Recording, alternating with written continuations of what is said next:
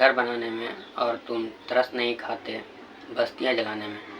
जी हाँ दोस्तों, पिछले कुछ सालों से बीजेपी शासित राज्यों के मुख्यमंत्रियों ने एक बुलडोज़र से न्याय करने का एक तरीका अपनाया है, जो अब बंद होने के कगार पर है। सुप्रीम कोर्ट ने इस पर सख्त टिप्पणी किया है और कहा है कि दोषी हो या आरोपी, किसी के घर पर बुलडोज़र नहीं चलाया जा सकता है।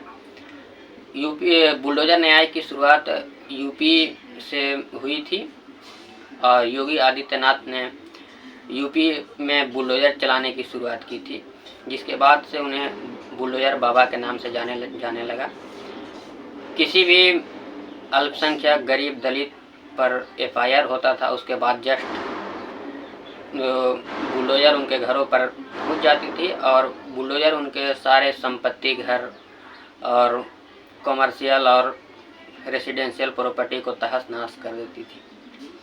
जिसके बाद बुलडोज़र का ट्रेंड और भी राज्यों में स्टार्ट हुआ, जिसके बाद मध्य प्रदेश में बहुत सारे घरों को बुलडोज किया गया और मुख्यमंत्री शिवराज सिंह चौहान को बुलडोज़र मामा के नाम से जाने लगा।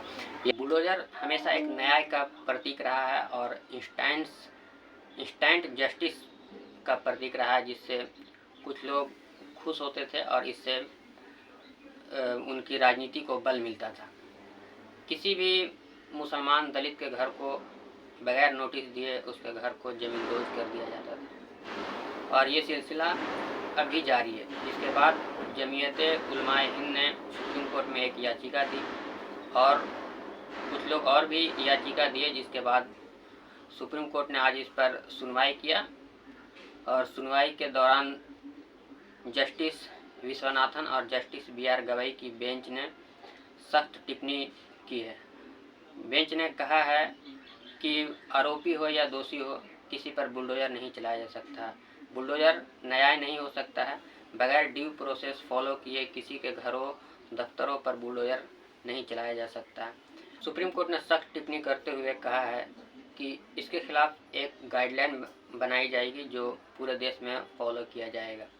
सॉलिसिटर जनरल तुषार मेहता और दुष्यंत दवे के बीच सुप्रीम कोर्ट में बहस हो रही थी, जिसके बाद तीखी बहस के बाद ये टिप्पणी की गई। अब बीजेपी मुख्यमंत्रियों के पास ये अधिकार नहीं रह पाएगा कि वो किसी के घर, मकानों और दफ्तरों पर बुलडोज़र चला सके अपने वोट बैंक को खुश करने के लिए या राजनीति को चमकाने के लिए। सुप्रीम कोर्ट ने इस पर सख्त आदेश दिया है, जिसके बाद ये कार्रवाई अब थमती नज़र आ रही है। बुलडोज़र न्याय पर आरोप लगते रहे हैं कि ये बुलडोज़र सिर्फ सिलेक्टिव समुदायों और व्यक्तियों पर चलता है। ये बुलडोज़र सभी लोगों पर सामान्य रूप से नहीं चलता है। राजस्थान के उदयपुर की एक घटना है जिसमें 2 लड़कों के बीच चाकूबाजी हुई, जिसके बाद पुलिस ने FIR दर्ज करने के बाद एक लड़का जो मुस्लिम समाज से था, उसके घर पर बुलडोज़र चला दिया गया। ये बगैर ये जांच पड़ताल किए हुए कि ये घर उसका अपना भी है या किसी दूसरे का घर है। वो लड़का किराए के मकान पर रहता था और उस किराए के मकान को जमींदोज कर दिया गया, जिसके बाद किराए के मकान के मालिक जो हैं वो सुप्रीम कोर्ट गए और अपने बात को सुप्रीम कोर्ट में रखे, जिसके बाद ये सुप्रीम कोर्ट का टिप्पणी आया है। अगले तारीख 17 सितंबर को दिया गया है, जिसके बाद में सुप्रीम कोर्ट ने बुलडोज़र न्याय के खिलाफ एक गाइडलाइन बनाएगी, जिसके बाद सारे देश में गाइडलाइन को फॉलो किया जाएगा। अतिक्रमण के नाम पर बुलडोज़र हमेशा चलते रहे हैं, किसी के घरों पर, दफ्तरों पर, गाँवों पर। आप कुकरेल नदी के किनारे बसे हजारों घरों को जमींदोज कर अपराध करने वाला अपराधी हो सकता है, दोषी हो सकता है, लेकिन उसका घर को बुलडोज नहीं किया जा सकता, उसके घर को तोड़ा नहीं जा सकता, क्योंकि घर किसी एक व्यक्ति का नहीं होता, इसमें बच्चे होते हैं, बुजुर्ग होते हैं। इसीलिए सुप्रीम कोर्ट ने इस पर सख्त टिप्पणी करते हुए कहा है कि आरोपी के घर पर बुलडोज़र नहीं चलाया जा सकता है और दोषी के घर पर भी बुलडोज़र नहीं चलाया जा सकता है।